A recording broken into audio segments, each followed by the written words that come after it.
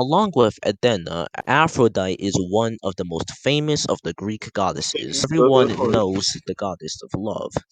Aphrodite was renowned for her beauty, which she was very, very aware of, and her ability to elect sexual desires.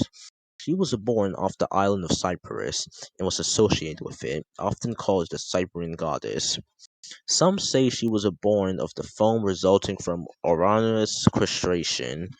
Others say she was actually the daughter of Zeus and Titan Dione. She was married off to Hephaestus, very much against her wishes, when Zeus attempted to free Hera from Hephaestus' trap. While married to Hephaestus, Aphrodite had affairs with, among others, Ares, Adonis, Hermes, Dionysus, and Poseidon. She and Ares were the parents of a number of children, including the goddess Harmonia, and accordingly to some traditions, Eros, the god of love and sexual desire, she and Ares was famously caught in a very sticky situation. And an example of one of their many, many nights. The story of Aphrodite and Adonis is one of the most famous romances in mythology, though it is often more a concept than a character.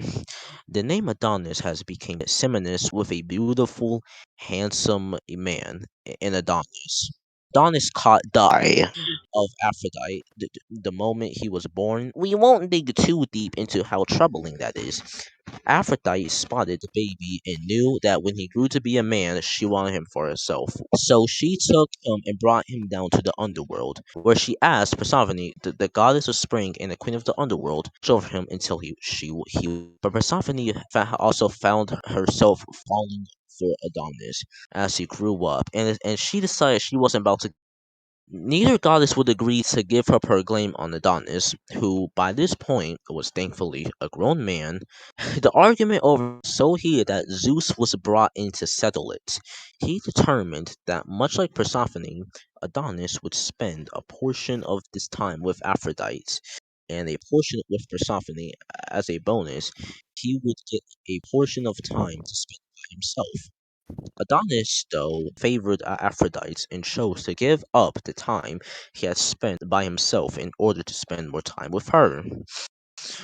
When Adonis was with Aphrodite, she devoted herself to him. She brought him wherever he wanted to go and even agreed to do what he wanted. She went along with Adonis, and when he went to hunting, something Aphrodite would never normally partake in, one of those hunting trips, Adonis found himself face to face with a wild boar. He drew his spear, and even though he hit the boar, it only served to make the animal angrier. Before Aphrodite could do anything to stop it, Adonis had been gored by the angry boar. Aphrodite reached him as he was dying and gave him one last kiss, where Adonis' blood stained the forest floor deep red flowers and however you say that flower name. When Aphrodite and the god Hermes were together, they had a common child named Hermaphroditus, whose name was a combination of both of the goddesses' names. When Hermer was grown, he had an encounter with a nymph, Salmachus, and the two merged into one. According to Greek mythology, they became the first person. Apollo. Apollo was the god of music, prophecy, healing, plague, and was often called Phobos Apollo. Phobos means bright and comes from his grandmother, the Titan Phobe. He was also the twin brother to the goddess Artemis and the mother Titan Leto, and the story of their birth is dramatic. Though he was not one of the original Olympians who defeated the Titans, Apollo was one of the most important and famous of the gods. Together, he and his sister were in charge of protecting children. He was in charge of protecting boys, while Artemis protected girls. Apollo's world was wide ranging. As the god of music, he was associated with the nine muses and was often shown carrying the lyre, an instrument of ancient Greece. Apollo was also the god of prophecy, so the famous oracle of Delphi was dedicated to him. It was believed that Pythia, the woman through the oracle acted, was speaking the word of Apollo himself. The ancient Greeks, both in reality and mythology, would travel miles and miles to visit the oracle and ask her questions. In mythology, the running theme of oracle's prophecies was humans trying to avoid the fate foretold by the oracle. As the god of healing and simulating the plague of illness, Apollo was in charge of medicine, which he bestowed upon the minor god as the god of medicine and his daughter of Hygiena.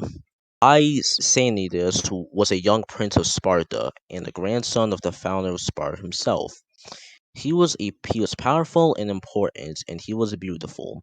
Hyacinthus was so beautiful that both the god Apollo and the god of the west wind, Zephyr, fell completely in love with him. Hyacinthus, though, favored Apollo, and the two often spent time together. On one of these visits, the people set out to play a game of discuss, basically ancient frisbee. Although, accordingly to the Roman poet Ovid, in order to play properly, they first had to strip naked and anoint and put themselves in oil. The game quickly became competitive, and they decided to see who could throw the discus farther. Apollo threw the discus first. He was a god, so his throw was obviously impressive. The discus flew fast and far. Hyrcanodus ran to meet it, eager to catch it and show off his skills by throwing it back to Apollo. But Zephyr, the west wind, had been watching, and he was jealous of all the attention being paid to Apollo. Apollo was a much powerful god, so Zephyr couldn't let him also have the man they both liked. While the discus was flying far and Hyacinthus was running to catch it, Zephyr caused the wind to pick up. The wind threw the discus off course and it hit Hyrcanus in the head. A poor Hyrcanus fell to the ground and was motionless. Apollo rushed to his beloved Hyrcanus as he lay on the ground, but when he reached him, it was clearly too late. Blood gushed from the wound in Hyrcanus's head, and the life was already beginning to drain from him. So Apollo, in his grief, caused the blood on the grass to transform into a deep purple flowers. Onto petals of these new flowers, Apollo inscribed the words Ai, the sound of grief.